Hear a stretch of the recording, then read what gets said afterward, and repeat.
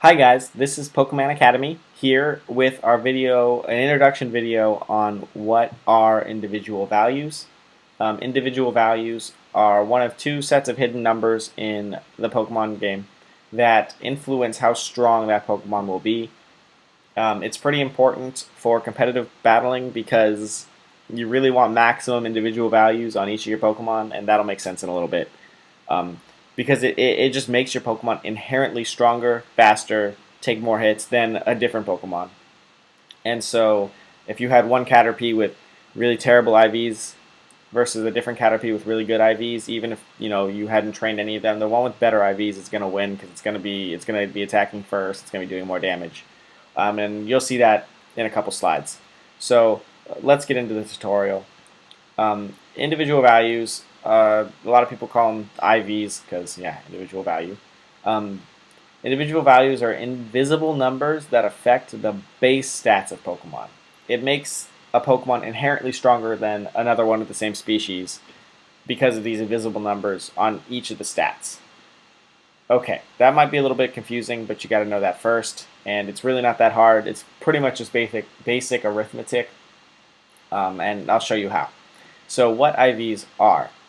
They are, once again, invisible numbers attributed to each stat a Pokemon has. Each of those 6 stats a Pokemon has one of these numbers attributed to it. Now, each of these numbers range in value from 0 to 31. Still might be a little bit confusing, but trust me, it's going to clear up right now.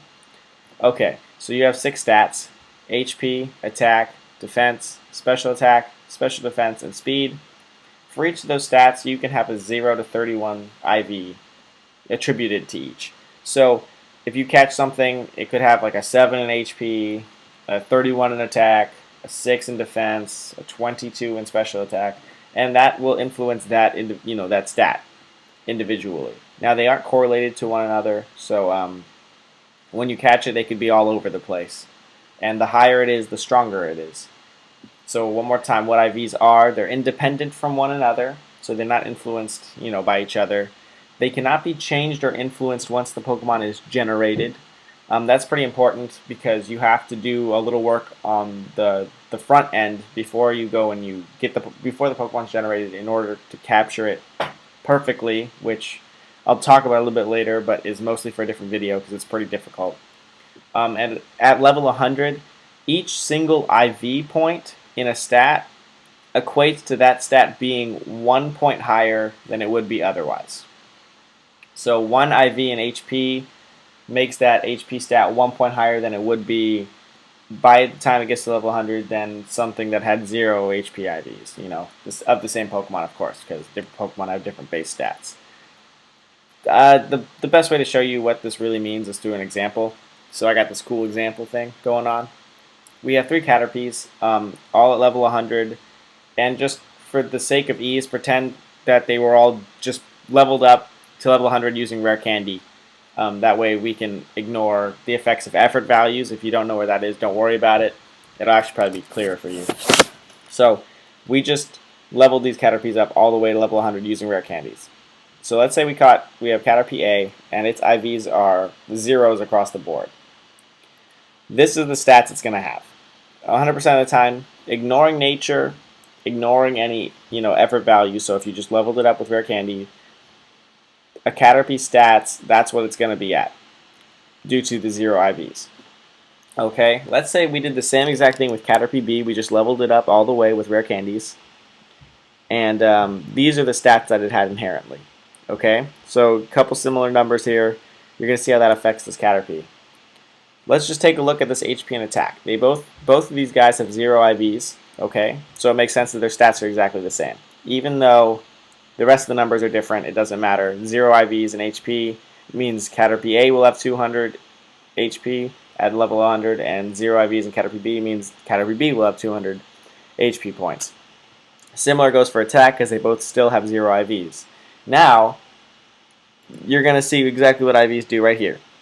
So Caterpie A with 0 IVs in defense ends up with 75 defense. However, Caterpie B, who also has, a non-boosting nature, all that stuff, he leveled up through rare candy only, it had 1 point in IVs just inherently. When you caught it, it just came with this. That's how they come. The numbers just come with the stats. And it has 1 point higher in defense than Caterpie A does. See, just 1 point gives you 1 extra point by the time you get level 100. Special attack now, look, from 0 at 45 to 2 IVs gets you to 47. Pretty simple. It's just pretty much basic arithmetic here. You can just look at special defense and speed if you want. So it's a 1-for-1 correlation by the time you get to level 100. You can see the effects a little bit earlier. Like you see them as you're going on, but you don't realize the full effects until you hit level 100. So it'll matter. A level 50 Caterpie with perfect IVs will be substantially higher than level 50 Caterpie without any IVs, but you don't get every single stat point at level 50. You have to wait till you get to level 100. So now let's say we had Caterpie C, and I just really wanted to show you how much stronger this Caterpie is than Caterpie A. So this Caterpie is going to be taking more hits, dealing more damage, and attacking first, just inherently from having more IVs, even if they were trained the exact same way, So that's why it's so important, because why would you want Caterpie A when you could have Caterpie C?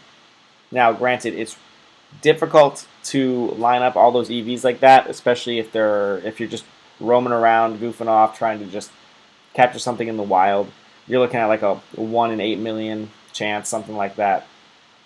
So there's a way to influence it, and that'll be for a different video. But so once a Pokemon is generated, it cannot change its IVs. That's important. That doesn't mean you can't influence them, like I was saying. And if you're impatient and I don't have a video up yet, go Google RNGing, random number generating, for Pokemon, and you'll see what I mean. It allows you to enter the game at a certain point, knowing that you're going to encounter this perfect Pokemon. But it is a little bit of work. And also, you got to remember that IVs aren't fully realized until they hit level 100, but you'll see most of the effects anyway, but not all of them until then. So that's basically all individual values are. Just individual numbers attributed to each stat that boost your stat overall just by having that number. So it's not too difficult. The hardest part is definitely influencing the individual values. But besides that, it's pretty simple, and it's really important, because I would much rather have, if I'm trying to find a max speed, Latios is really fast, right? So like everyone runs max speed Latios, so they all put 31 IVs, or they generated a Latios with 31 IVs, rather than, if I just went out and caught a Latios. They're all going to outspeed me and kill me one shot. So it's really important to get that, those max IVs and, certain stats, especially if you need to hit, one-hit KOs and stuff like that. There are certain statistics that you're going to need all the IV points you can get. So, but other than that, understanding what IVs are isn't really that difficult, and it's pretty important to competitive gaming. So thanks for listening, guys, and good luck. Look for some videos if you don't know how to do it. And if you're interested, it's not too bad, but it can be a little confusing. So just take it slow, and good luck.